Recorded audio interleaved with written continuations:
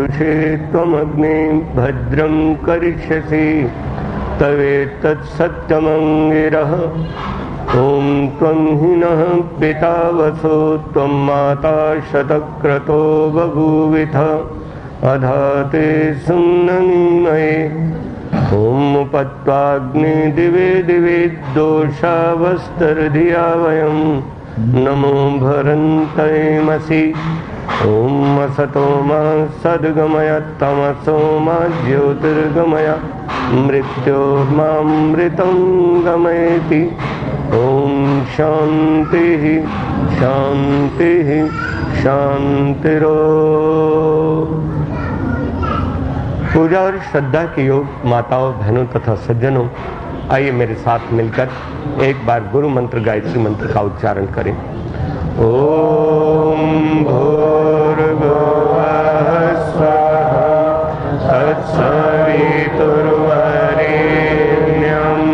भर्गो देवस्य धीमहि धियो यो नः प्रचोदयात्। पूजा और श्रद्धा के योग माताओं, बहनों तथा सज्जनों, हमने बड़ी श्रद्धा से आज इस यज्ञ की पूर्णाहुति की। अब थोड़ा सा कार्य और रह गया है, मैं अपने थोड़े विचार आपके सामने रखूं। उसके बाद यजमानों को, यजमान के परिवार में बड़े से लेकर छोटे तक को आशीर्वाद देना और उसके बाद प्रसाद देना। आपने जिन मंत्रों का पाठ किया और बड़ी श्रद्धा से यज्ञ किया, ये यज्ञ क्या चीज है? तो बहुत सुंदर मंत्र मेरे सामने। और यजुर्वेद तो यज्ञ का वेद है ही। उसमें कहा यजति प्रचेता। प्रचेता किसको बोलते हैं? जो सावधान होता है, सजग होता है, जागरूक होता है, वो यजति यज्ञ करता है। यह यजति स प्रचेता भवति, यह प्रचेता भवति स यजति। जो सावधान होता है, सजग होता है, समझदार होता है, अकलमंद होता है, वो यज्ञ करता है। और जो यज्ञ करता है वही समझदार होता है, वही अकलमंद होता है, वही बुद्धिमान। बोलो, जो इस दुनिया में आकर दुनिया में डूब जाए और भगवान को भूल जाए, वो समझदार थोड़ी है। उसने हमको अपना संसार दिखाया, माँ बाप का दर्शन करा और हम उसको ही भूल गए। और अगर कृतज्ञ रह करके हम उसको याद करते हैं तो हम बहुत समझदार हैं। माँ बाप ने हमको खिलाया, पिलाया, पढ़ाया, पहनाया, ओढ़ाया और न हमका हमारा विवाह करा दिया। हमने पत्नी को देख के हमने माँ बाप को ही छोड़ दिया। ये सारे कृतज्ञता के काम। हम कृतज्ञता का काम करेंगे। पत्नी ने हमको बालक देख करके हमारी अंधेरी कुटिया में प्रकाश किया, हम उसका भी धन्यवाद करेंगे। जिस माँ बाप ने हमको पढ़ाया, लिखाया, पहनाया, ओढ़ाया, सब कुछ किया, हम उसका भी धन्यवाद करेंगे। प्रतिदिन उनको प्रणाम करेंगे, उनका आशीर्वाद लेंगे, उनकी सेवा करेंगे। जिन विद्वानों ने, सन्यासियों ने, तपस्वियों ने आकर के हमारे घरों में या हमारे समाज में उपदेश दिया, हम उनका भी मान करेंगे। क्यों? कि उनका उत्साह बढ़ता रहेगा तो हमारे घर भी बनते रहेंगे। तो ब्रह्म यज्ञ करने वाला, देव यज्ञ करने वाला, पितृ यज्ञ करने वाला, अतिथि यज्ञ करने वाला और बलि वैष्णदेव यज्ञ करने वाला, ये समझदार ही तो है और वो सजग है। सारा जीवन बीत गया, कमाया, खाया, पिया और खत्म हो गया। तो पशु भी आया, वो आपके घर में रहने लगा, आपसे घास खाने लगा, आपको दूध देने लगा। आप दुकान पे आए, अपना माल ले आए, बेचा, कुछ कमाया, खा गए, पी गए, खेल खत्म हो गया। तो ये तो कोई खास काम नहीं हुआ, ये तो पशु भी करते। मनुष्य चोले में आकर के भगवान ने हमको ये बुद्धि दी थी और हमने बुद्धि से काम नहीं लिया तो कुछ भी लाभ नहीं हुआ। इस कानों से हमने पीछे से हॉर्न सुना और हम हट गए और गाड़ी निकल गई। तो ये तो पशु भी करता है। आप जोर से हॉर्न दे दो, कुत्ता भी एक किनारे हो जाएगा, गाय भी एक किनारे हो जाएगी। लेकिन वो वेद सुन करके मुझे ईर्ष्या नहीं करनी चाहिए, द्वेष नहीं करना चाहिए, ये चिंतन वो नहीं कर सकता, ये वो नहीं पढ़ सकता। मुझे अपने बच्चों का निर्माण करना चाहिए, इनको वेद पाठ सिखाना चाहिए, इनको कंप्यूटर सिखाना चाहिए। किसी भैंस ने आज तक चिंतन किया है? आप कहते हैं मैं अपने बेटे को डॉक्टर बनाऊं। आजकल तक किसी भैंस का कटड़ा भी डॉक्टर नहीं बना, न उन्होंने सोचा और न वो बना। किसी गाय ने नहीं सोचा, जैसा गाय दूध देती रही ऐसे बछिया भी दूध देती रहेगी गऊ बन करके, और उसका बछड़ा भी जैसे हल जोतता था, बैलगाड़ी को खींचता था, बस वही धंधा है वो, चाहे आदि सृष्टि में था और अब है। लेकिन मैंने देखा जो हल चला रहा था उसके बच्चे बहुत बड़े बड़े आप, ये कल्पना भी नहीं होती कि ये इसका बच्चा है। जो खेत में हल जोत रहा है हरियाणा का एक आदमी, सुनते हैं आपका बेटा भी चुनाव में खड़ा हो रहा है, कि खड़ा हो रहा है, क्या आया था? कह रहे किस लिए आया था? कि उन दिनों में 36,000 का ट्रैक्टर आता होगा, तो कह रहे 36,000 हमने ट्रैक्टर लेने के लिए रखा था। कह रहे पिताजी मुझे पैसा दे दो। कह रहे क्या करोगे? मैं चुनाव में खड़ा हो रहा हूं। कह रहे और जो व्यक्ति चुनाव में खड़े होते वो तो घर भरते, और तू चुनाव में खड़ा है, तू घर खाली करता है, तू कैसा बेटा? कह रहे पिताजी दोनों बातें नहीं आ सकती, तेरे को यश भी मिले और तेरे को पैसा ही मिले, या यश ले ले या पैसा ले ले। पैसे से घर भर दूंगा तो फिर तुमको भी लोग थूकेंगे, मुझको भी लोग थूकेंगे। उसने कहा अच्छा बेटा, पैसा तो हम मेहनत करके खेत से निकाल लेंगे, तो यश ही निकाल। और उसको पड़ोसी जो खेत में काम करने करे, तू तो बेवकूफ है, कुर्सी पर बैठेगा तेरा बेटा, मिनिस्टर कहलाएगा तेरा बेटा, गाड़ी में घूमेगा तेरा बेटा, तेरी किस्मत में तो यही खुरपा है, यही हल है। तूने काय को 36,000 रुपया दिया, और तेरा बेटा तो कमा के लाने वाला भी नहीं है। एक बात है भैया, कुर्सी पर तो वो बैठेगा, पर शायद उसको इतना मजा नहीं आएगा जितना हमको आएगा। जिस बाप का बेटा उन्नत होता है वो बाप अपने को उन्नत समझता। कभी पुराने जमाने में शास्त्रार्थ हुआ तो उन्होंने वैज्ञानिक को खड़ा कर दिया। वैज्ञानिक कहता मैं इसके साथ शास्त्रार्थ करूंगा। कह रहे तू कैसे शास्त्रार्थ कर लेगा, तेरे को तो संस्कृत भी नहीं आती, तूने तो शास्त्री भी नहीं करी, और अगला आदमी बड़ा विद्वान है, तू क्या जवाब देगा? अरे कह रहा ऋषि दयानंद जी का शिष्य जवाब दे लेगा, एक बार मेरे को बिठा दे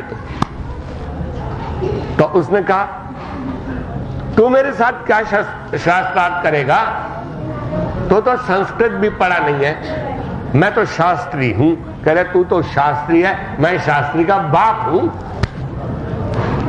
और बोल तू क्या बोलता है, तेरा जवाबအमैं नहीं दिया तो मैं भी हारा, मेरा बेटा भी हारा। अब ऋषि दयानंद जी के तरकश में से तीर निकालने शुरू कर दिए, जीत गया। याद रखो, वो आदमी अधिक प्रसन्न होता है जो शास्त्री का बाप है, शायद उसको अपनी शास्त्री की डिग्री पर इतना अभिमान हो या ना। यजति प्रचेतः, जो बुद्धिमान होता है वो यज्ञ करता है। यज्ञ इंद्रम अवर्धयत, ये यज्ञ क्या चीज है? ये इंद्र जीवात्मा को बढ़ा देता है। अनिंद्रम इंद्रम कुर्वन् अवर्धयत, ये यज्ञ वो चीज है जो इंद्रियों का दास बन करके दुनिया में घूम रहा था, ये यज्ञ उसको धीरे धीरे इंद्रियों का स्वामी बना देता। ब्रह्म यज्ञ करोगे तो, ये यज्ञ करोगे तो, पितृ यज्ञ करोगे तो, अतिथि यज्ञ करोगे तो, बलि वैष्णदेव यज्ञ कर।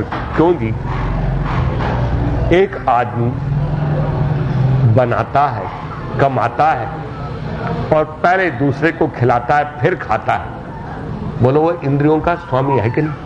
अपनी इंद्रियों पर कंट्रोल। जो चीज बहुत प्यारी लगती है वो कहता है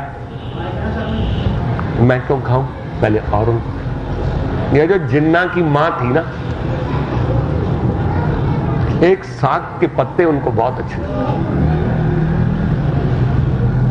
और वो तोड़ के लाती थी। जिन्ना भी बड़े प्यार से वो साग खाता था, वो भी पत्ता पत्ता तोड़ के लाती थी और जिन्ना को साग पसंद आता था तो वो उसको खिलाती जाती।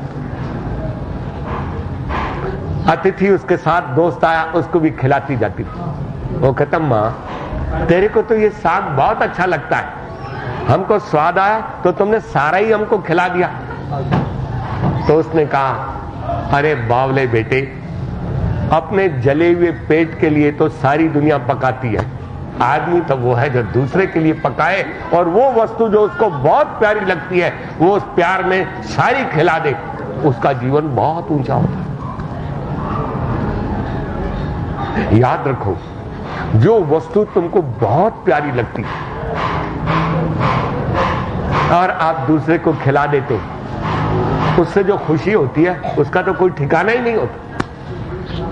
हमारे आज समाज में वो धुरी के हैं ना, वो प्रेम प्रकाश जी हैं क्या, मैंने एक बार पंजाब में एक भाषण दिया, कह रहे आपने तो भाषण दिया, मेरे साथ तो ये घटा हुआ है। तो कह रहे मुझको एक बुढ़िया ले गई कि आज मुनि जी हमारे यहां भोजन करो।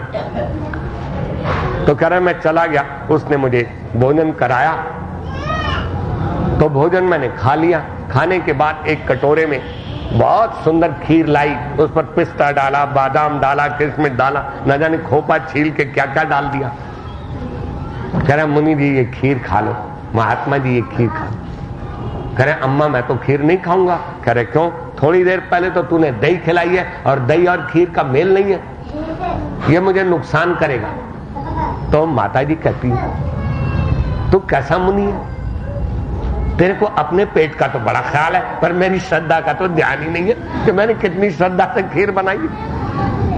तू कैसा मुनि है, तू मेरा ख्याल नहीं करता कि देख तो सही, इस कटोरे को देख के तो मेरा भी जी करता है कि मैं ही सारी खा लूं, पर मैंने श्रद्धा से तेरे लिए बनाई है, तू खा। उसने कहा अम्मा आयुर्वेद में लिखा है इससे नुकसान होता है, दही और खीर का मेल नहीं। अच्छा, कह रहे तेरे को क्या नुकसान होगा। उसने कहा अब क्या नुकसान होगा ये तो मैंने पढ़ा नहीं है, पर इतना पढ़ा है कि इससे नुकसान होता है। तो उसने कहा क्या नुकसान होगा, ज्यादा से ज्यादा तू मर ही तो जाएगा ना, इससे ज्यादा तो नहीं होगा। तू मर जा भले, पर मेरी खीर खा के मर। एक बार दुनिया में ऐसी खीर भला कहां मिलती है, तुमको क्या पता है मैंने कितने प्यार से। और रात को तो तू उपदेश देता है आत्मा अमर है और सुबह मरने से डरता है। तू कैसा मुनि है, रात को कहता है आत्मा अमर है और जो इसकी अमरता को जान लेता है वो फिर मौत से नहीं डरता, और तो रात का उपदेश सुबह ही कंडम कर दिया। एक बात है महात्मा जी, भले मर जा पर मेरी खीर खा के मर।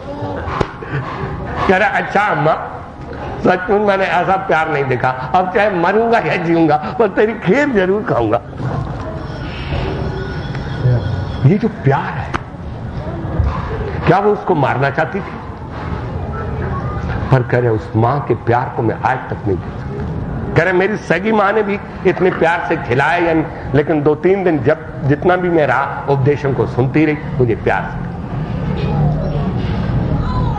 याद रखना, आज मैंने एक ऐसा मंत्र पढ़ा है, दुनिया में ऐसी प्रार्थना मैंने कहीं नहीं देखी। जिस समय अचानक एक दिन मैं घर से जा रहा था तो यज्ञ किया, चलते चलते मैंने कोई किताब खोली, वो मंत्र खुल गया। अब वो मंत्र खुल गया तो मैंने डायरी में नोट कर लिया और रास्ते में मैं बस में जाता रहा। मुझे इतना अच्छा लगा, इतना अच्छा लगा, शायद आपको भी अच्छा। ये जो वो चीज है जो जीवात्मा को उठा देता। अनिंद्रम इंद्रम करोति, जब यज्ञ की भावना जग जाती है तो अपने स्वार्थ की वृत्तियां दब जाती हैं। और वो कहता है अरे अपने पेट के लिए तो हम रोज पकाते हैं, ये सौभाग्य कब मिलेगा। मैंने बहुत बड़े बड़े आदमियों को देखा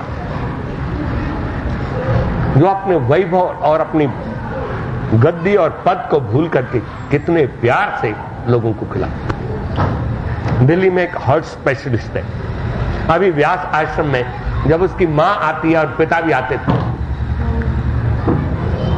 पंत हॉस्पिटल में प्रोफेसर है, हेड है, हार्ट स्पेशलिस्ट है, देश और विदेश में उसका मान है।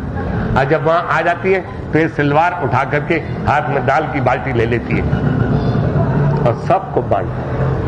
हम कहते हैं बहन जी आप भी खा लो, कह रहे भाई साहब हम तो रोज ही खाते रहते।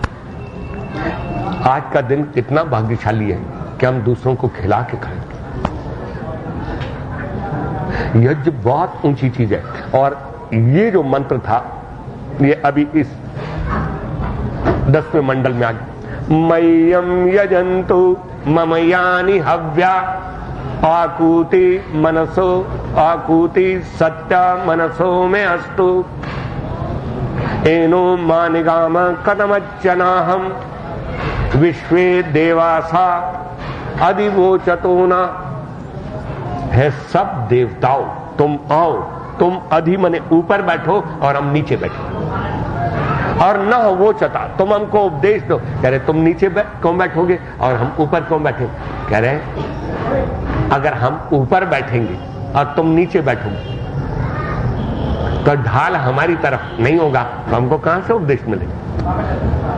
विश्वे देवासा अधितिष्ठता, तुम ऊपर बैठो और हम नीचे बैठेंगे और न वो चता हमको उपदेश दो। कह रहे हिमालय ऊपर है, हरिद्वार नीचे है। अगर ये नीचाई ना होती तो गंगा इधर के बजाय उधर बैठे, हम नीचे बैठे। कितनी श्रद्धा होती है सुनने वाले में। स्वामी आत्मानंद जी के पास एक, उनका नाम बहुत सुना, पंडित मुक्तिराम उपाध्याय, बहुत बड़े विद्वान है, दर्शनों के विद्वान है, योग के विद्वान है, साधना के धनी है, आयुर्वेद के विद्वान है। वो रावलपिंडी में उनके पास पढ़ने गया, वो गेरुए कपड़े में था। तो उसने कहा मैं आपसे पढ़ना चाहता हूं। कह रहे पढ़ो। कह रहे और तो समय निकलना बड़ा मुश्किल है, मैं विद्यार्थियों को पढ़ाता हूं, तो उन्हीं की क्लास में तुम भी बैठ जाना। दूसरे दिन उनकी क्लास लगी, मैं योग दर्शन पढ़ना चाहता हूं, तो कह रहे योग दर्शन की क्लास लगी तो तुम भी बैठ जाना। आप कह रहे वो भी बैठ गया। 2-3 दिन तक पढ़ता रहा तो पंडित मुक्तिराम उपाध्याय को कहता है ऐसे पढ़ना तो बहुत मुश्किल है। कह रहे क्यों। अच्छा मैं समझ गया। ये गेरुए कपड़े में था और ब्रह्मचारी सफेद कपड़ों में थे। तो उन्होंने कहा उफ़ो ये तो गेरुए कपड़े में है और ये नैष्ठिक ब्रह्मचारी।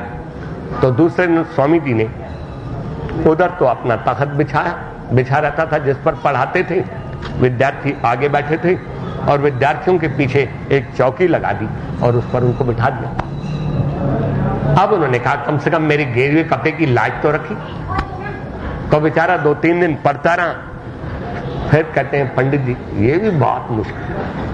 ओहो मैं सफेद कपड़े में और ये लाल कपड़े में, पढ़ाने वाला सफेद कपड़े में और पढ़ने वाला लाल कपड़े में, मैंने थोड़ी गलती कर दी। तो दूसरे दिन अपने बराबर तख्त बिछा दी।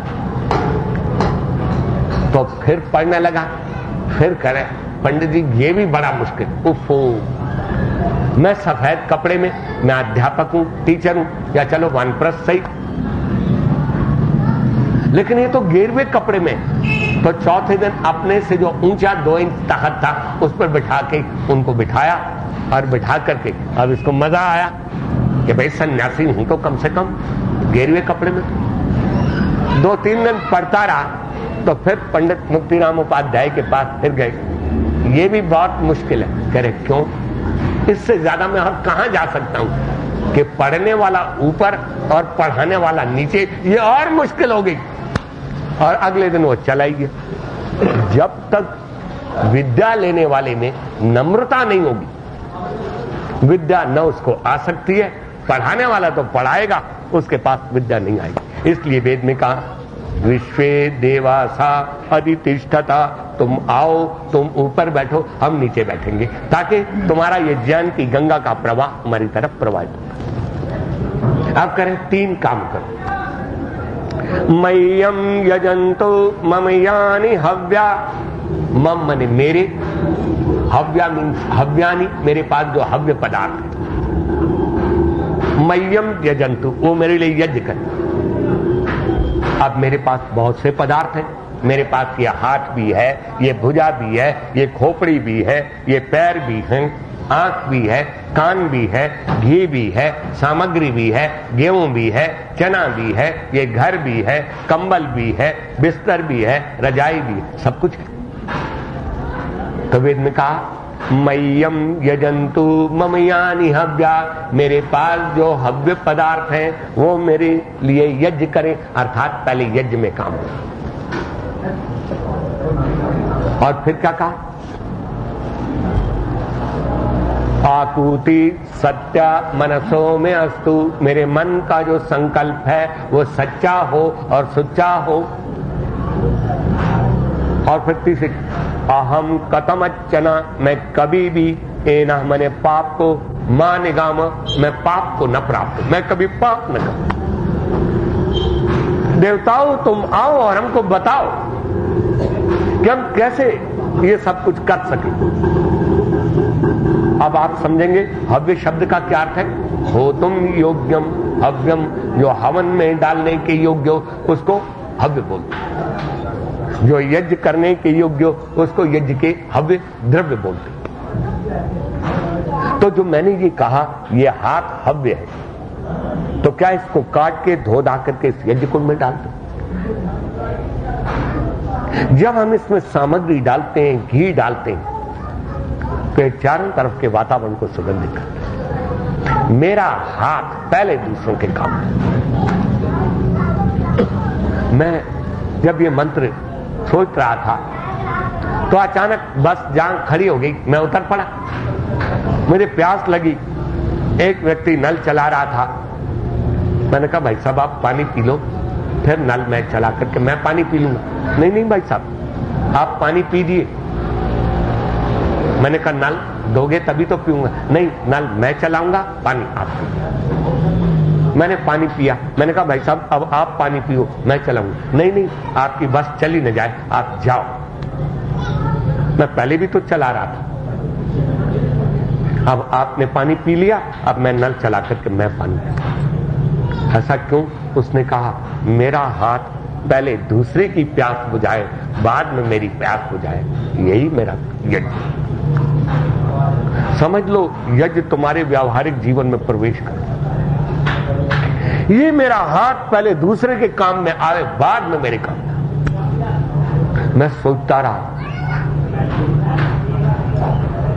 मैं चांदपुर गया, अचानक मुझे जाना पड़ गया। वेद मंदिर पहले एक बना हुआ था, नगर के बाहर बना, स्टेशन के पास। अब मुझे किसी व्यक्ति को मिलने जाना पड़ा। रात के 10:35 पर मैं पहुंचा। मैंने कहा मुझे तो बनते हुए देखा था, पता भी नहीं वो कहां है, मैं कैसे पहुंचूंगा, रात का समय है। एकदम मैं सोच ही रहा था, मैंने चर्चा की, भाई साहब आपको वेद मंदिर चांदपुर वाला पता है जो शहर से बाहर बना हुआ है? उसने कहा हाँ मुझे मालूम है। जब उनका जलसा या फंक्शन होता है तो मेरी गाड़ी है, उसमें आलू है, आटा है, दाल है, दरिया है, बर्तन है, सब सामान उनमें ले जाते हैं, तो मैं ही ले जाता हूं। मैं आपको बता दूंगा, और जहां बस खड़ी होगी वहां पास में ही आपको बता दूंगा। जब हम उतरे तो 10:35 थे। उन्होंने मुझे बतलाया आप सामने जाओ, इधर से मुड़ो और यूं हो जाओ, एकदम वो वेद मंदिर आ जाएगा। मैंने कहा भाई साहब रात का समय मुझे पता नहीं चला। तो वो मेरे साथ चल दिया, कह रहे पास ही तो है। तो उनके साथी ने एकदम आवाज लगाई, अरे भाई साहब तुम कहां जा रहे हो? 10:35 हो गए, घर भी तो जाना है। अरे इन आंखों से अपना रास्ता देख के तो हम चलेंगे ही, पर ये आंखें पहले दूसरे को रास्ता बता करके जब अपने रास्ते पर चलेंगी तो एक बहुत भला काम होगा। मैंने कहा मेरी समझ में नहीं आया, थोड़ा सा दूर मेरे पास गया, कह रहे इधर से मुड़ के फिर वेद मंत्र। मैं सोचता रहा। उसने कहा आंखें तो तब आंखें कहलाती हैं जो पहले दूसरे को रास्ता बताएं और फिर अपनी राह पर चलें। वेद के मंत्र में मय्यम यजंतु ममयानि हव्या, मेरे पास जो हव्य पदार्थ हैं वो पहले मेरे लिए यज्ञ करें, बाद में मेरे काम में आए, पहले दूसरों के काम में आए। इस उपदेश को भैंस समझेगी, इसको गौ समझेगी, इसको कुत्ता समझेगा, कभी नहीं समझ सकते इस उपदेश को आदमी समझ। और यहां से यज्ञ की वृत्ति पैदा हो जाती है। एक मां को हार्ट अटैक, बड़ा जबरदस्त हार्ट अटैक हो, और जब उसको अटैक हो गया तो उनके घर वालों ने फोन किया, डॉक्टर ने कहा तुरंत ले आओ, एट वंस उनको यहीं पहुंचा दो। बाप ने बेटे को कहा तू इधर दौड़, दूसरे बेटे को कहा तू उधर दौड़, रिक्शा मिले, स्कूटर मिले, कुछ भी मिले, लिया। अब वो गए, सारा घर हड़बड़ा रहा है, भगवान इसकी रक्षा करो, भगवान इसकी रक्षा करो। तो पड़ोसी अचानक बाहर निकला, उन्होंने कहा कि तुम काहे को हड़बड़ा रहे हो, दुखी हो रहे। उन्होंने कहा भाई साहब क्या बताएं, मेरी पत्नी को जबरदस्त हार्ट अटैक हो गया। तो फिर कह रहे हॉस्पिटल में हमने फोन किया, उन्होंने कहा तुरंत पहुंचाओ। तो कह रहे पहुंचाओ, काहे को खड़े हो तुम? कह रहे एक बेटे को इधर भेजा, एक को इधर भेजा, जिसको भी 3 व्हीलर या रिक्शा जो भी मिलेगा वो लाएगा, तभी हम पहुंचाएंगे। उसने कहा अरे तेरे बेटे रिक्शा या 3 व्हीलर लाएंगे और तब तू जाएगा? एकदम अपने बेटे को आवाज दिया, बेटा तुरंत बिस्तर छोड़ करके आ जाओ और जैसी स्थिति में हो वैसी स्थिति में आ जाओ। वो आंखें मलता मलता आया, कह रहे गाड़ी निकालो और अपनी इस आंटी को गाड़ी में डाल के ले। जो ही उसने गाड़ी निकाली, आंखें मलते मलते, और बाहर आया, न मुंह धोया न कुछ किया, और उनको गाड़ी में सवार कर दिया। जब तक उनके बेटे 3 व्हीलर वगैरह लाते थे तब तक वो हॉस्पिटल में थे। और जब डॉक्टर ने उसको देखा और एकदम उसको नॉर्मल स्थिति में ले आए तो डॉक्टर ने कहा आज तुमने बहुत अच्छा काम किया, अगर आप जरा देर कर देते तो हम आपको तसल्ली देने लायक भी नहीं रहते। आज तुमने बहुत अच्छा काम किया। तो वो कहता है भाई साहब ये क्रेडिट हमको मत दो, ये हमारे पड़ोसी को दो। अगर ये ना होता, मेरा बेटा 3 व्हीलर लाता या दूसरा लाता और तब मैं चढ़ाता तो तब तक बहुत देर हो जाती। ये इन्हीं की कृपा है। डॉक्टर बोला तुम बड़े भाग्यशाली हो, तुमको ऐसा पड़ोसी मिला। उसने कहा डॉक्टर साहब इसमें कोई संदेह नहीं कि हम बहुत भाग्यशाली हैं। तब वो अस्पताल में खड़ा खड़ा क्या कहता है, भगवान हमारे पड़ोसियों को इससे भी अच्छी गाड़ी देना। यज्ञ कब है? यज्ञ की वेदी पर यज्ञ करने वाले जब अपने लिए प्रार्थना करते हैं तो वेद कहता है ये कोई बहुत ज्यादा ऊंची बात नहीं कि मैंने यज्ञ किया और यज्ञ की वेदी पर मैं एकदम कहता हूं भगवान मेरा पुत्र है, पुत्र के लिए बहू दे देना और बहू की गोदी में एक पोता दे देना। अपने लिए प्रार्थना तो बहुत करते हैं, लेकिन वो व्यक्ति सबसे बड़ा भाग्यशाली है कि जिसके ऊंचे कर्मों को देख करके उसके लिए दूसरे प्रार्थना करते हैं। अरे मैंने ऐसा तो बहुत देखा कि पड़ोसी के यहां गाड़ी आ गई है और पड़ोसी को ईर्ष्या हो रही है, लेकिन ये पहला पड़ोसी मिला जो कह रहा है भगवान मेरे पड़ोसी को इससे भी अच्छी गाड़ी देना, जबकि अपने पास गाड़ी भी नहीं। वेद कहता है तुम्हारा उस दिन बहुत बड़ा भाग्य है जब तुम्हारे लिए दूसरे प्रार्थना करें। मय्यम यजंतु ममयानि हव्या, मेरे पास जो पदार्थ हैं वो पहले दूसरों के काम आए और बाद में मेरे काम। पुरुष जाता है, डांबर की सड़क कूदता है, दुकान पे जाता है, बोरियां उठाता है, कपड़े के थान उठाता है, सारा दिन मेहनत करता है और रात को जो भी कमाता है वो आकर के पत्नी की झोली में डाल देता है। और हमारे ग्रंथ भी कितने आदर्श हैं। विवाह संस्कार के अंदर कहा, नए स्तेयम आदमी, जब पत्नी का हाथ पकड़ लिया ना, तो उसके बाद कहता है आज मैं कोई भी चीज चोरी से नहीं खाऊंगा। विवाह करने के बाद अगर वो बाजार में कोई चीज खरीदता है और खाता है और जो बचा वो घर ले आता है तो उसको चोर बताया। अब मैं जो चीज खरीदूंगा, शहर से बाहर हूं तो अलग बात है, पहले लाऊंगा, अपनी पत्नी को दूंगा और फिर वो जो मुझे खिलाएगी मैं उनके हाथ से लिया हुआ खाऊंगा। नहीं स्टेम आदमी। एक आदमी आया, दर्जन केले ला, 4 तो रास्ते में खा गया और फिर पत्नी के सामने बैठ गया, ला मेरा हिस्सा। मैं कहा ये चोर है। मैंने एक व्यक्ति को देखा अपनी जिंदगी में, मैंने कहा भाई साहब तुम्हारी दुकान पर ये फल रखे हैं, तुम खाते क्यों नहीं? अरे विवाह में एक पंडित ने उपदेश दिया था, जब मैं खाने लगता हूं तो वो उपदेश याद आ जाता है, कैसे पहले खाओगे तो चोर कहलाओगे। अब जाऊंगा, पड़े हुए हैं, उस भगवान की झोली में डालूंगा तो जो दे देगी वो खा लूंगा। मैंने उसका घर देखा, उसकी नारी अपने पति पर कितनी श्रद्धा रखती थी। नैस्तेयम आदमी। तो ये पति कमाता है, पहले मेरे हाथ में देता है, मैं उसको बनाती हूं। उसने लौकी इतनी लंबी लाई, क्या अतिथि को कह सकते हैं कि ये लौकी खा? नहीं खा सकते। नारी उसको कितने सुंदर रूप में उसके कोफ्ते बना लेगी। वैसे तो लौकी की पोजीशन तो बहुत डाउन है बेचारी। हमारा एक भांजा एक बार लौकी लाया तो उसका दोस्त दुकान पर करेगी, क्या लाया? कह रहा लौकी लाया हूं। कह रहा लौकी भी कोई चीज होती है जो तू लाया है, क्यों लाया है? उसने कहा लाया हूं। अब उसने कहा लौकी तो 2 ही आदमी घर में लाते हैं, या जिनका पेट खराब हो या जिनका दिमाग खराब हो। बोल तुम्हारा क्या खराब? कुछ भी समझ लो। लौकी की पोजीशन इतनी डाउन है, इन हलवाइयों ने उनके कोफ्ते बना दिए, उनकी बर्फी बना दी, इसकी पोजीशन बहुत उठाते हैं, पर लौकी की पोजीशन डाउन है। लेकिन उसको एक नारी कितने अच्छे ढंग से बनाती है कि उस लौकी को हम नहीं खा सकते, लेकिन उसको हम चाट करके सारी कटोरी को हम चाटते हैं। वो प्यार से लाता है, कमा के मेहनत करके, वो प्यार से बनाती है और उसके बाद अतिथि को खिलाती है, बूढ़े मां बाप को खिलाती है, फिर बच्चों को खिलाती है और फिर अपने आप खाती है। कितना बड़ा धैर्य।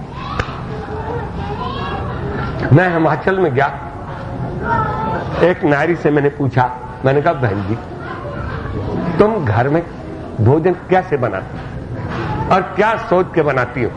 कह रहे मैं घर में जब भी बनाती हूं कम से कम 2 चीजें बनाती हूं।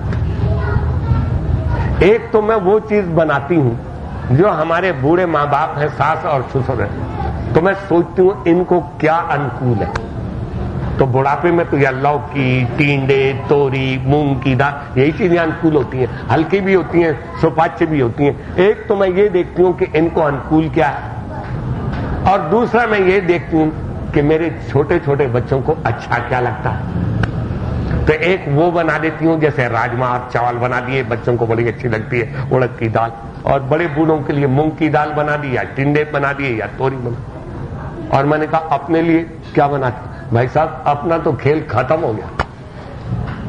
अगर पेट ढीला डाला होता है तो हम बूढ़ों वाली वो लौकी तोरी खा लेते हैं, और जो पेट हजम करने में सशक्त होता है तो फिर बच्चों वाले तो राजमा और चावल खा लेते हैं। हम तो एडजस्टमेंट करते हैं। अब हम अपने लिए कुछ नहीं बनाते, या बड़े बूढ़ों के लिए बनाते हैं या बच्चों के लिए।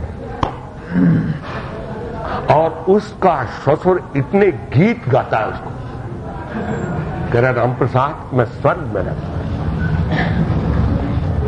अरे जिसका पहले चिंतन करके वो नारी भोजन बनाती है उसी को तो स्वर्ग कहते हैं। जिन बच्चों का पहले चिंतन करके वो नारी बनाती है वो स्वर्ग है, और जो अपना ही चिंतन करके बनाती है तो वो फिर तो नरक ही हो गया। वो निम्न स्थिति में आ गया, वो देवताओं की स्थिति है। इसलिए मय्यम यजंतु ममयानि हव्या, जो हव्य पदार्थ मेरे हाथों में आए हैं वो पहले दूसरों के काम में आए और फिर मेरे। हमारी मां भी बड़ी देवता थी, माताएं तो सबकी देवता होती हैं। नास्ति मातृ समो गुरु, इस दुनिया के अंदर मां से बढ़कर के कोई देवता है ही नहीं, मां से बढ़कर कोई गुरु नहीं है, मां से बढ़कर कोई महान नहीं है। हम एक बार स्कूल से आए, मैंने कहा मां भूख लगी, तो उन्होंने एकदम शहतूत निकाल करके मुझे दे दिए। मैंने कहा मां मैं ये नहीं खाता। कह रहे बेटा बड़े स्वादिष्ट है। मैंने कहा स्वादिष्ट हो जाता है तो तू खाने नहीं लगती। तो उसने कहा बेटा, कह रहे मैंने कहा मुझे जब कोई चीज स्वाद लगती है तो मैं दबादब खाना शुरू कर देता हूं। क्यों? कि मैंने कहा देर लगाऊंगा तो छोटा भाई आएगा, वो भी इसमें से हिस्सा ले लेगा, इसलिए दबादब खा जाओ। तो मेरी मां मुझे कहती है बेटा तुम ऐसा कर सकते हो कि स्वादिष्ट चीज तुम्हारे पास आए तो तुम एकदम खा सकते हो, लेकिन मां के हाथ में जब स्वादिष्ट चीज आती है और उसको स्वाद लगी तो उसका खाना बंद हो जाता है। मैंने कहा कैसे? तो उन्होंने मुझे एक शहतूत निकाल के दिखाया। इसको जब मैंने आधा दांतों से तोड़ा और खाया, मुझे स्वादिष्ट लगा। तो फिर तूने क्या किया?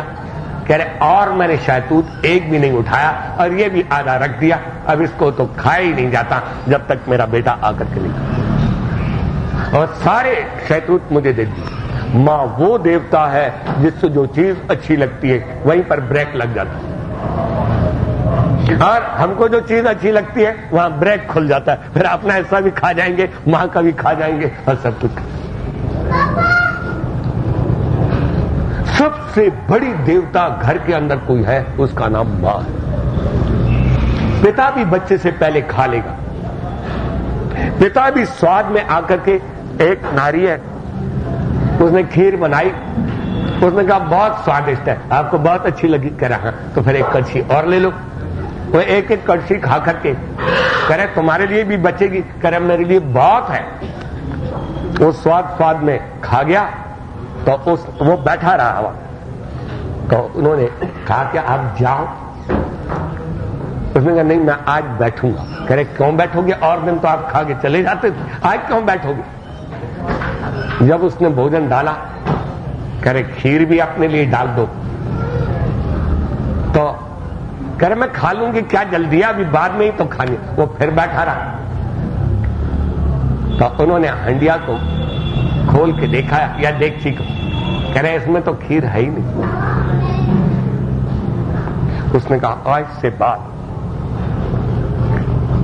मैं ये धोखा कभी नहीं खाऊंगा, या तुम्हारे लिए रखवा लूंगा या देख के खाऊंगा। पतिदेव तुम नहीं जानते,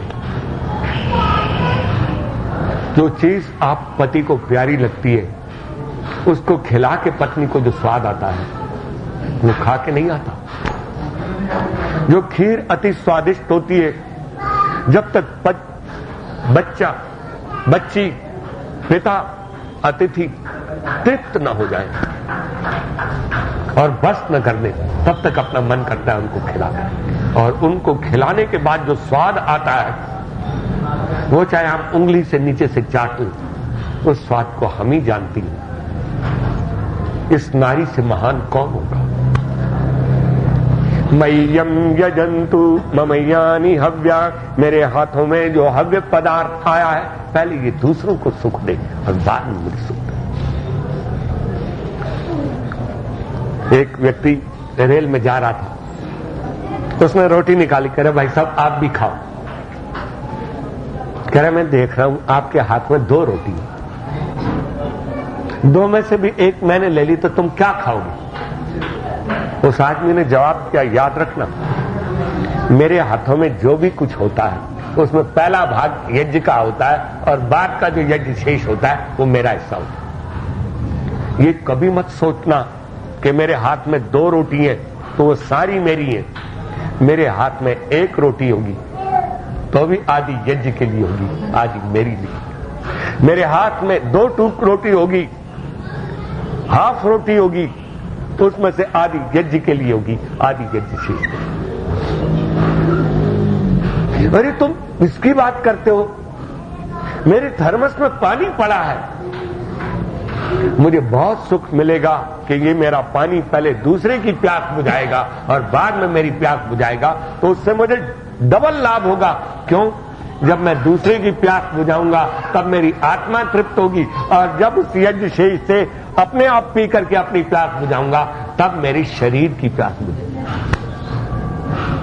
ये चिंतन कहां है? ये चिंतन किस जगह पर है? मैंने इस मंत्र को पढ़ा, मेरे रोंगटे खड़े हो गए। हम सदा ये चाहते हैं, प्रभु मुझे ये दे, प्रभु मुझे वो दे। प्रभु मेरे पास जो है वो पहले यज्ञ के काम आए, मेरी सामग्री ये पहले यज्ञ में डले। यह हलवे का प्रसाद था, प्रसाद तो ये तभी बनेगा ना जब यज्ञ में जाएगा। याद रखो, कोई भी वस्तु प्रसाद नहीं बन सकती जब तक वो अपने द्वारा दूसरों को प्रसन्न नहीं कर सकती। इसलिए प्रसाद का अर्थ प्रसन्नता भी है। मंत्र बहुत सुंदर है। समय को देख करके मैं थोड़ा सा आपके सामने निवेदन करता हूं। मय्यम यजंतु ममयानि हव्या, मेरे पास जो हव्य पदार्थ हैं वो पहले दूसरों के काम आए और बाद में मेरे काम आए। यज्ञ शेष खाने का जो मजा है वो पहले खा लेने का कोई मजा ही नहीं। और फिर क्या कहता है?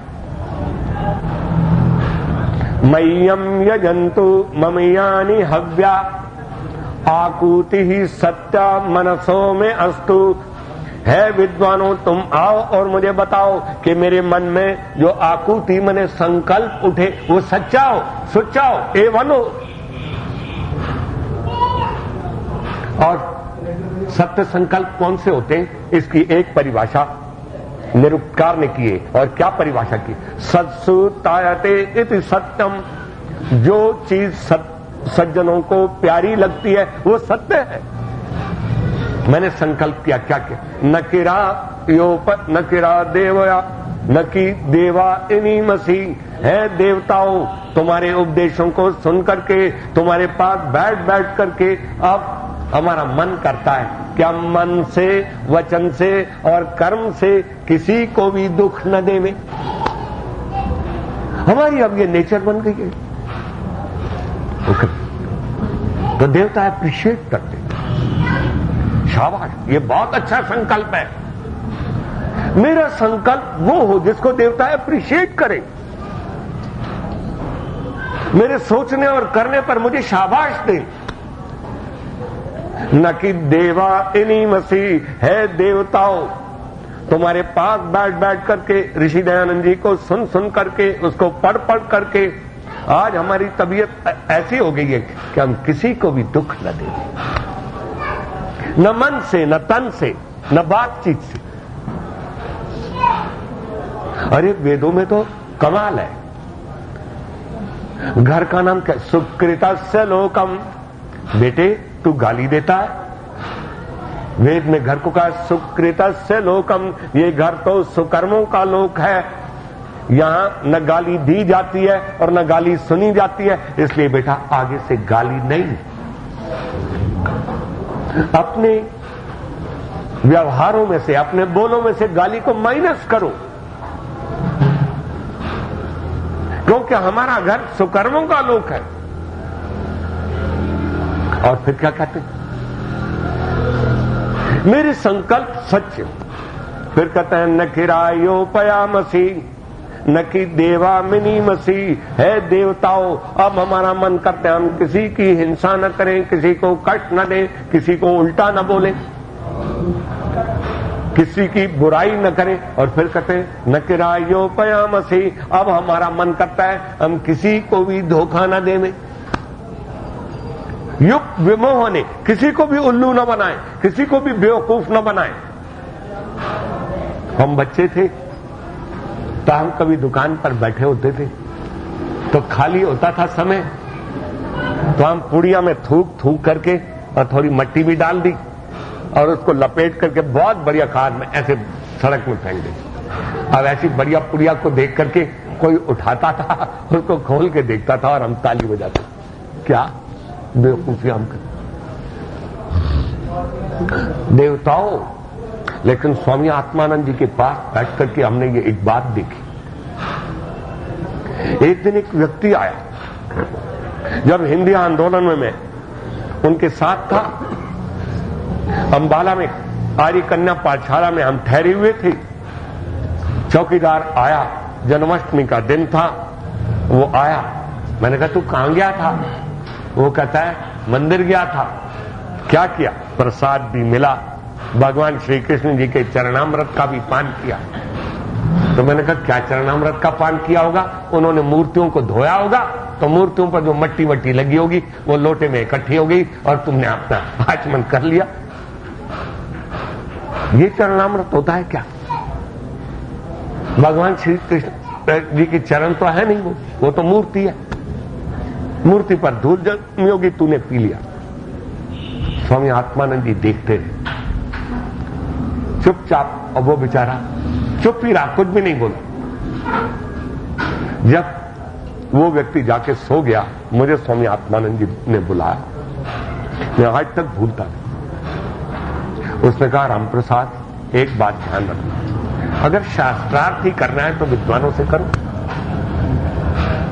ये बेचारा भोला भाला आदमी, ये तुम्हारे मुंह की तरफ देखेगा, ये सन्यासी है, ये ब्रह्मचारी है, और ये कैसी बात कर रहे हैं भगवान के बारे में? इनकी आत्मा को बहुत कष्ट है। शास्त्रार्थ करना है तो विद्वान के साथ करना। पता नहीं वो क्या सोचता होगा, उसकी आत्मा को कितना कष्ट होता होगा। ध्यान रखो, इस दुनिया के अंदर अपने बोलों से किसी को कष्ट मत पहुंचाओ। और ये सीधे साधे आदमी जिनको कुछ पता नहीं, समझाना है तो इसके तौर तरीके और हैं। मुझे आज तक वो उपदेश नहीं भूलता। मेरे कान पकड़े।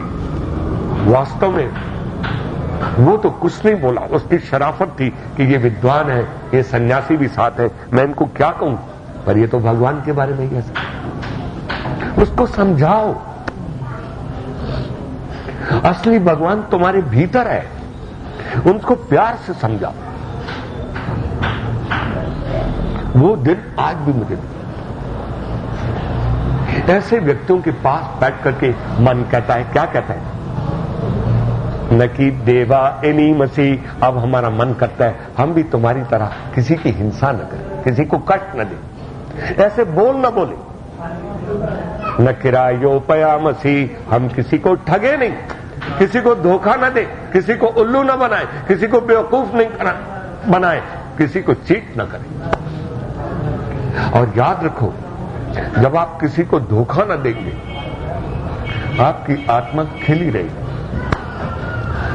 और अगर आप किसी को धोखा देंगे तो सबसे पहले अपने पेड़ के नीचे तुम खाद नहीं डालोगे, विष डालोगे, और आपकी जो लता है या आपका जो वृक्ष है वो कुमला जाएगा। हम सोचते हैं इन्होंने मेरा बिगाड़ा है, लेकिन जब मैंने दूसरे को धोखा दिया, सबसे पहले अपनी जड़ में मैंने विष डाला, और मेरा जो आत्मा रूपी कली है वो खिलने के बजाय कुमला जाएगा। खिला हुआ फूल होगा वो कोमल आ जाएगा। इसलिए वो कहते हैं न किरायोपया मसीह, हम आज से बात किसी को धोखा नहीं देंगे। और फिर कहते हैं मंत्र श्रुतम चरामसी, आज के बाद जो मंत्र में बताया होगा हम उसी के अनुकूल आचरण करेंगे, और उसी के अनुकूल आचरण करेंगे तो मेरी आयु भी बढ़ेगी, मेरी प्राण शक्ति भी बढ़ेगी, मेरी संतान भी अच्छी होगी, मेरे घर में दूध की नदियां बहेंगी, और मैं जिधर को भी निकलूंगा उधर मुझे स्नेह मिलेगा, यश मिलेगा, मान मिलेगा, और जब मैं आंख बंद करूंगा तो प्रभु से प्यार भी भीतर से मिलेगा और शाबाश भी मिलेगा। तो हम मंत्रों में जो बताया है उसके अनुकूल आचरण करेंगे तो हमारा घर भी बनेगा, लोक भी बनेगा, परलोक भी बनेगा, अभ्युदय भी होगा, निश्रेयस भी होगा। और अंत में क्या कहा, पक्षे बिर अभिकक्षे भी अभिसंरभामय, हमारे पक्ष में हो जो होगा वो चाहे कितना भी छोटा व्यक्ति क्यों नहीं होगा, हम उसको पूरा का पूरा रिगार्ड देंगे। आप कहते हैं ना, कभी कभी हम बच्चे की लापरवाही कर देते, ये बेवकूफ है, इसको अकल नहीं। मैंने एक बच्चे को देखा जिसको बाप ने, चाचा ने, ताऊ ने, सबने बेवकूफ बेवकूफ कहा। उसमें आज तक उसके 4 बच्चे हो गए, लेकिन वो इंफीरियरिटी जाती नहीं। वो कहता है जैसे मुझे ये बेवकूफ कहते हैं, मैं जहां जाता हूं वो बात करते हिचकिचाता है।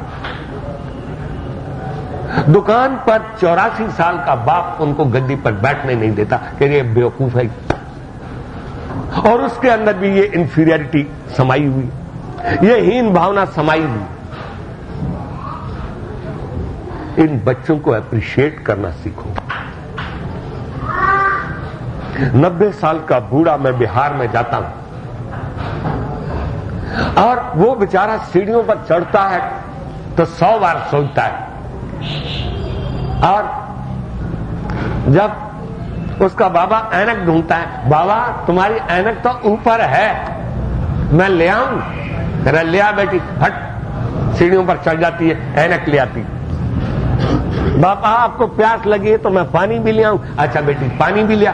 अब बाबा एक एक चीज के पीछे चढ़े, तो एक बार ऊपर चढ़ेगा तो उतर नहीं सकता, और उतर गया तो चढ़ नहीं सकता। जिसको आप तिनका समझते हैं, ये तिनका तुम्हारे कितने काम आता है इसको आप नहीं जानते। कौन जानता है कि जो आज तृण है, आज तिनका है, आज पौधा है, और ये वृक्ष का रूप धारण करेगा और फलों से लद जाएगा, और इसी की छत्र छाया के नीचे मैं ठंडी हवा खा करके चैन की नींद सो सकूं। वेद कहता है मेरे पास जो तिनका है, मेरी फैक्ट्री में जो छोटे से छोटा मजदूर है, जो गेट पर खड़ा है, अगर वो मुस्तैदी से खड़ा है और कोई चीज बाहर नहीं जाने देता, तो आप तो यहां बैठे, वो तुम्हारा सबसे बड़ा सहायक है। और वेद कहता है मैं अपने उस छोटे से छोटे तिनके का भी मूल्यांकन करता हूं। एक ससुर कहता है कि बहू तूने आज कमाल कर दिया, 15 मिनट में भोजन दे दिया। आज तू न होती तो तेरी मां बेचारी तो 15 मिनट में उठ भी न सकती, इनको भोजन क्या करा।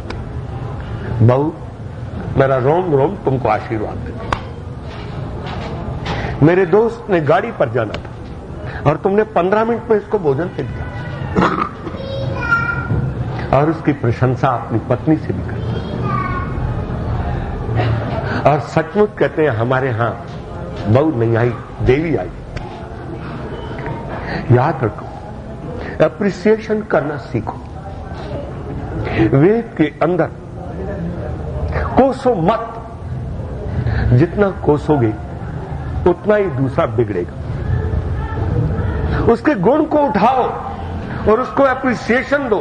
वेद कहता है जिस दिन तुम एप्रिशिएट करना सीख जाओगे, नालायक से नालायक व्यक्ति भी लायक होकर के खड़ा हो जाएगा।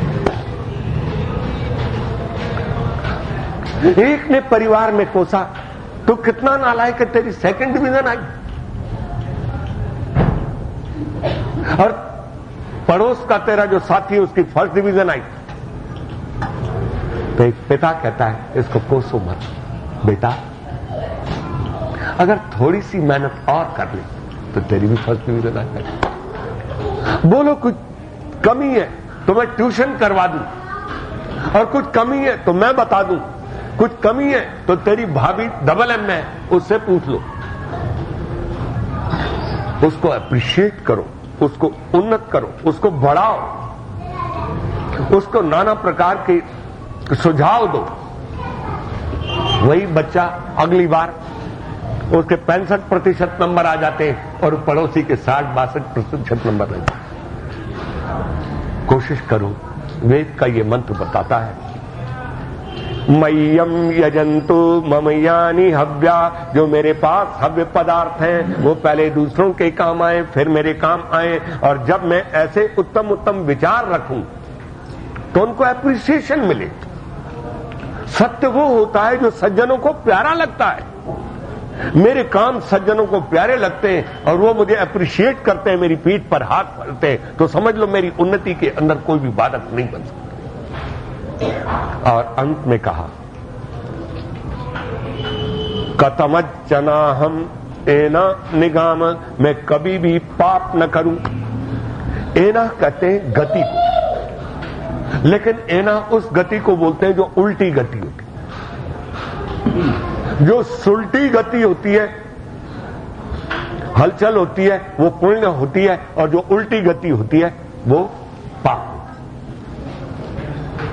बोलो, अगर मैं अपनी पत्नी को पत्नी समझता हूं और सारे संसार की नारी जाति को मां, बहन और बेटी समझता हूं, तो ये सुलटी गति है। और इसके उल्टे हो जाओ तो फिर मेरा सिर होगा और लोगों के जूते होंगे। मैं स्वामी आत्मानंद जी की औषधि या फल लेने के लिए जब मैं जमुनानगर जा रहा था, मैं स्टेशन से बाहर निकला क्योंकि रास्ता उधर से था, तो एक व्यक्ति और उसके साथ काफी भीड़ हो रही थी, और उसने अपना जूता निकाला और धड़ाधड़ उसको मार दिया, उसके कपड़े फाड़ दिए। कोई जूता मार रहा है, कोई गाली दे रहा है, कोई मुक्के मार रहा है। मेरे से नहीं रहा गया, मैंने छुड़ाने की कोशिश की। मैंने कहा, भाई साहब, मैं दवाई भूल गया, मुझे दया आई। मैंने कहा, भाई साहब, आप इसको क्यों मार रहे हो? कह रहे, आपको बतलाऊंगा और आपको पता लगेगा तो आप इसको जान से मारना चाहेंगे। मैं तो जूतों से और मुक्कों से मार रहा हूं। कह रहे, ये वो आदमी है जो 4 दिन पहले मेरे घर में आया था। मेरी पत्नी पकाती थी, मैं परोसता था, इसको कुर्सी पर बैठाकर मेज पर खिलाया, और इसने जो हरकत की है, मेरा जी करता है इसको गोली मार करके खत्म। मैंने जरा सी उल्टी गति की और कहां पहुंच गया। और जरा मेरी सुलटी गति होती तो वो सारा घर मेरा। स्वामी रामतीर्थ बोलते हैं, मुझे हर घर अपना घर नजर आता है, मुझे हर मां अपनी मां नजर आती है, हर बेटी अपनी बेटी नजर आती है, हर बहन अपनी बहन नजर आती है। और अमेरिका गया, और अमेरिका में अंदर जा रहा था, उस नारी ने पहली बार गिरवी कपड़े में एक आदमी देखा, ये कोई बंदर सा आदमी है, कैसे चला आ रहा। उसने कहा, who are you, what do you want, तुम कौन हो, व्हाट इज यूर नेम, तुम्हारा नाम क्या है, तुमने किससे मिलना है, यहां तुम्हारा कौन रहता है, चले आ रहे हो अंदर। उसने कहा, यहां मेरी मां रहती है। तो 7-8 फ्लैट थे। कौन से फ्लैट में रहती है, कहां रहती है, कहां है तेरी मां? कह रहे, मेरी मां मेरे सामने खड़ी है। तो वह इधर देखती है, उधर देखती है, यहां तो कोई नहीं है तेरी मां। उसने कहा, इसको बताना ही पड़ेगा। स्वामी राम तीर्थ ने आकर के उसके कंधे पर जो हाथ रखा और उनकी आंखों में झांक करके देखा, यही मेरी मां।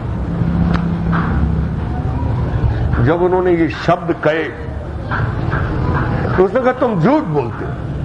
कह रहे, साधु कभी झूठ नहीं बोलते। उसने कहा, तुम्हारे पास कुछ खाने पीने का, पहनने ओढ़ने का है? कह रहे, भारत में जिस बच्चे के पास मां रहती है, न उसको अपने खाने की फिक्र रहती है, न कपड़े की फिक्र रहती है। उसको गुस्सा भी आया, लेकिन प्यार भी हुआ। कह रहे, चल इधर। वो भीगी बिजली की तरह बेचारा चल पड़ा, अंदर उसको कमरे में ले गई, उस कमरे में उसको ठहराया, उसको भोजन कराया। वो स्वामी रामतीर्थ जी बताते हैं, मैं कई दिन वहां रहा, पर न मुझे अपने कपड़े की पता नहीं कहां से धुल के आते हैं, कौन खाना खिलाता है, कौन बनाता है। बस इतना ही पता है कि आरंभ का यही डायलॉग हुआ था, और जब मैं अंत में जाने लगा तो वो रोने लगी। तो मैंने कहा, तुम रोती क्यों? कह रहे, मां से जब बच्चा बिछुड़ता है तो मां को बड़ा कष्ट होता है। दुनिया के लोगों, जिस दिन तुम्हारे अंदर से पाप निकल जाएगा, तुम उल्टी गतियों से सुलटी गतियों में आ जाओगे, तो तुमको हर घर अपना नजर आएगा, हर वैभव अपना नजर आएगा। जैसे अपने घर की चीज की रक्षा करते हो वैसे दूसरे की चीज की तुम रक्षा करोगे।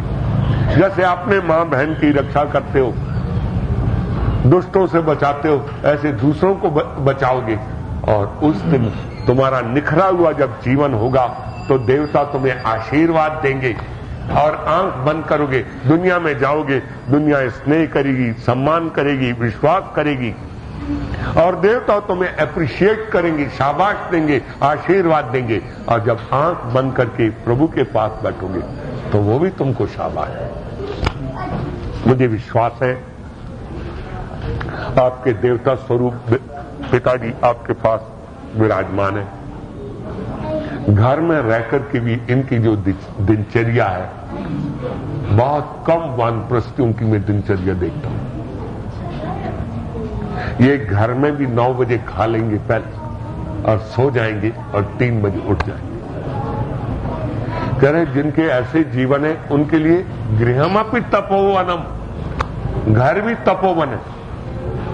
इनकी को जो अनुकूल है वो खाते हैं। इनकी बहुओं में, इनके बेटों में जो मैंने दृश्य दिया, भगवान करे आपके ऊपर इनका आशीर्वाद बरसता रहे और तुम्हारी ओर से इनके प्रति श्रद्धा होती है। हम रोम रोम से आपको बधाई देते। आपके पिताजी ने पहले मुझे कहा मैं बहुत भाग्यशाली हूं, मेरे सारे बच्चे मेरे पास। मुझे ये नहीं सोचना पड़ता कि मैं उस घर में जाके उस बहू के पास रहूं या इस बहू के पास रहूं। सब मेरे पास रहते हैं, मैं सबके पास रहता हूं। मुझे जो खाना होता है खाना मिल जाता है। मैं जो पुस्तक पढ़ना चाहता हूं पुस्तक पढ़ लेता हूं। अगर किसी अतिथि को लाता हूं तो इन बहुओं ने कभी भी मथा मैला नहीं किया। मैं आपको हृदय से बधाई देता हूं। भगवान करे आपका आने वाला जीवन इस गुजरे हुए जीवन से भी A1 होना चाहिए। अगर ये आपके आशीर्वाद की छत्र छाया तले हुए तो ये आबाद गति से आगे बढ़ते रहेंगे। आपसे भी बढ़कर स्नेह पाएंगे, सम्मान पाएंगे, यश पाएंगे। हमारा रोम रोम से आपको आशीर्वाद है। इनके लिए मंगल कामनाएं हैं। आपकी बेटियां, आपकी पोतियां, आपकी दोतियां जिस घर में जाएं तो उनको पता लगे कि ये बेटी किसी नेक पीढ़ी में से आई। हम तो आपको यही आशीर्वाद देंगे और प्रभु से प्रार्थना करेंगे कि ये स्वाध्याय की प्रवृत्ति, पढ़ने की प्रवृत्ति, सुनने और सुनाने की प्रवृत्ति अगर इस घर में जारी रही तो जैसे आज ये दुर्गुणों से दूर है, दुर्व्यसनों से दूर है, पैसे का ढेर पड़ा होगा लेकिन ये सब दुर्व्यसनों से दूर होगा। उन्होंने कहा ये ऋषि दयानंद की कृपा है, यह आर्य समाज की कृपा है। सचमुच अगर आपकी ऐसी श्रद्धा बनी रही तो इससे भी बढ़कर कृपा होगी। धन की, अन्न की, सुख की, सौभाग्यों की वर्षा तुम्हारे परिवार में। आओ इन वेद मंत्रों का स्वाध्याय करो, तदनुकूल आचरण करो।